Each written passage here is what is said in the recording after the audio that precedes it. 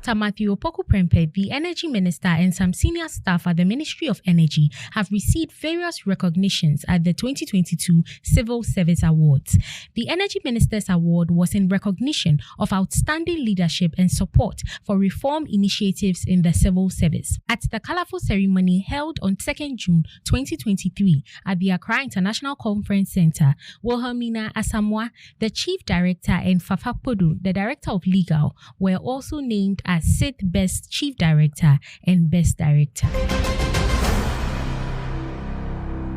Pierre-Frank Laporte, the country director for Ghana at the World Bank, has revealed that Ghana's financial problems are largely caused by the country's energy sector debt. This indebtedness, driven by key challenges in the sector, resulted from flaws marked by tariff systems and management issues, transmission losses, as well as expensive power purchases by the state.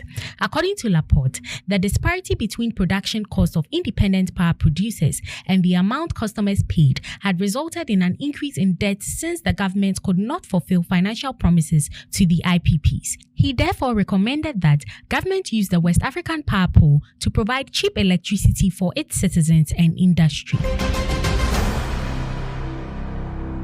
The Energy Media Group, organizer of the prestigious Ghana Energy Awards, has paid a courtesy call on the Chamber of Bulk Oil Distributors in Accra. The visit was to engage the chamber on its key activities, targets, and expectations for the year. It is the first in a series of engagements to indulge industry partners on the key happenings in the sector and forms part of preparatory activities toward the awards event this year.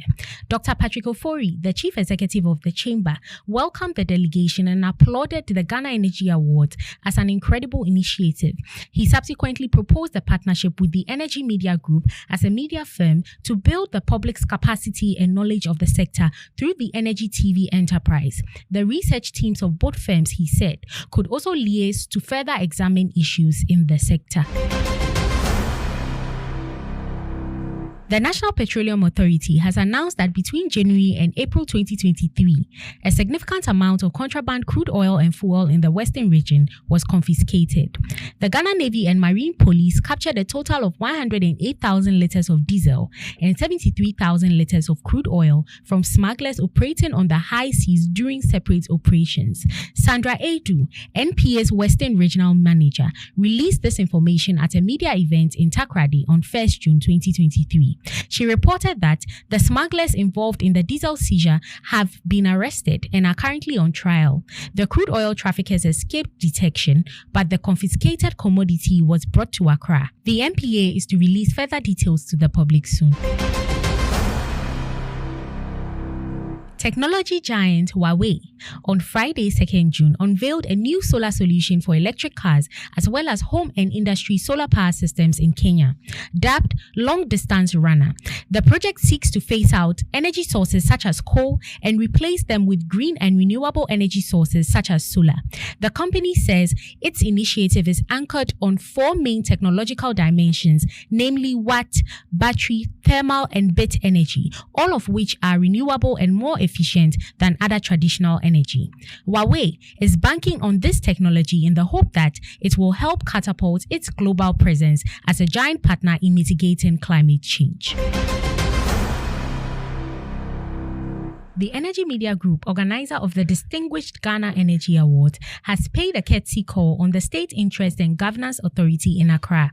The visit is one in a series of planned activities and forms part of preparations toward the awards event this year.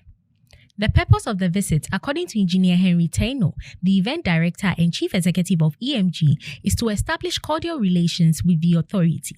He added that the GEA is looking to work with SIGA to access data and information in order to ascertain the true corporate environment of the organizations, thus effectively monitoring corporate governance. Kwame Ajimambudu, Senior Technical Advisor for Energy, representing the Director General of the authority, Ambassador Edward Boateng, commended the GEA for its integrity. He noted that SIGA is ready to assist the award secretariat in terms of data when the need arises. Sunon Asogli Limited Management has been provided with a notice to report to the International Labour Conference on 9th June 2023. Speaking to the media during a meeting in Accra on Thursday, 1st June, the group stated that they had petitioned the ILC since their demands to the local authorities have not been met. Earlier, Sunon Asogli Power Limited Management fired 3 of its local union executives for joining the TUC. Organised Labour indicated that efforts to address the situation and obtain workers' reinstatement have thus far been futile. According to Dr. Yauban, Secretary General of the Trades Union Congress, the group will take further actions if their local executives are not reinstated by 26th June 2023. Visit energyghana.com or energyghanamagazine.com for more on these stories. Energy Brief is proudly brought to you by Airport View Hotel.